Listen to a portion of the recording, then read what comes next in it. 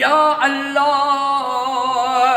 या रहमान या रहीम करीम रब अज रबियुल अव्वल साईं हसीब अहमद सियाल साईं बादशाह जिलियानी सरदार जे रोज़े ते रोज़े में लख सलवात पढ़ाई अजो को साईं जन खैर कयो हसीब अहमद सियाल साहब जो अजो को खैर पंहिंजी बारगाह में उहद जबल जेडो लिखण कबूल फरमा हसीब अहमद सियाल साईं के साईं जे बचड़न के मोहम्मद अफान सियाल साईं के मौला सेहत दे जल्दी खैर सा घुमे इहा दुआ कबूल कर बेड़ो तार हसीब साईं के क़यामत ताईं आबाद फरमा साईं मोहम्मद उर्स सियाल साईं के हिदायतुल्लाह सियाल साईं के सादुल्लाह सियाल साईं के इनायतुल्लाह सियाल साईं के इन्हनि जे बचड़न के मौला नबी सरदार जो ऐं दस्तगीर जो वास्तो थी क़यामत ताईं आबाद फरमा डॉक्टर शौकत अली सियाल साईं के साईं जे बचड़न के क़यामत ताईं शादो आबाद फरमा डॉक्टर शौकत सियाल साईं के सेहत ऐं खिज़री हयाती अता फरमा डॉक्टर अरसलान सियाल साईं के वडी खिज़री हयाती अता फरमा साईं सुहेल अहमद सियाल साहब साईं इनामुल्लाह सियाल साईं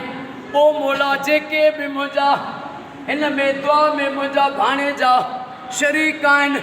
नबी साईं जो वास्तो थी कुरान जे सदके हे क़यामत ताईं तुझे सामने इन्हनि जा हर मोड़ ते बेड़ा पार फरमा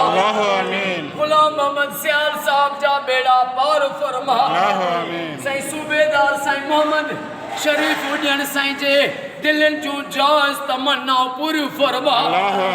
इलाही बख्श उजन साईं जा वेड़ा वसंदा रहनि जा बच्चा घर आबाद फरमा अल्लाह यार फुल पोटो साईं गुलजार अली फुल पोटो साईं के जे बचड़न के सेहत दे गुलजार साईं जे नंढड़े के सेहत ऐं वडी हयाती अता फरमा ओ मौला जिलियानी जवान जो वास्तो थी जेके भी दस्तगीर जे रोज़े में बीठा जैसा सभनी जो बेड़ो तार असां जा दुख दर्द दूर फरमा जेके जिलियानी जवान जे दर ते अमड़ियूं नेणियूं आयूं आहिनि इन्हनि जा बेड़ा पार फरमा अल्लाह जेके बीमार आहिनि उन्हनि खे शफ़ा अता फरमा बे औलादन के औलाद अता फरमा बेरोजगारन के रोजी अता फरमा साबिर हुसैन पढ़ियो साईं जा बच्चा घर दस्तगीर जो वास्तो थी कुरान जे सदके क़यामत ताईं आबाद फरमा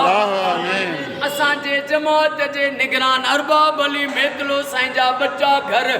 आबाद कर असां सभनी जा बच्चा घर आबाद फरमा ओ मौला मां दिल जो गुजड़ियों गालियों मिठा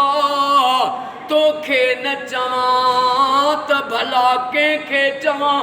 रब महबूब जे आमद जो वास्तो थी मुझे दिलनि जूं जायज़ तमन्नाऊं हसीब साईं जे दिलनि जूं जायज़ तमन्नाऊं पूरी फरमा इन्नल्लाह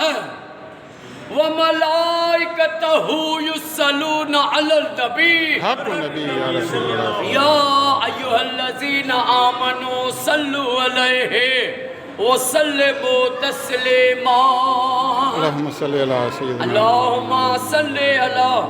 मुहम्मद व आले मुहम्मद ला इलाहा इल्लल्लाह मुहम्मदुर रसूलुल्लाह नारे हैदरी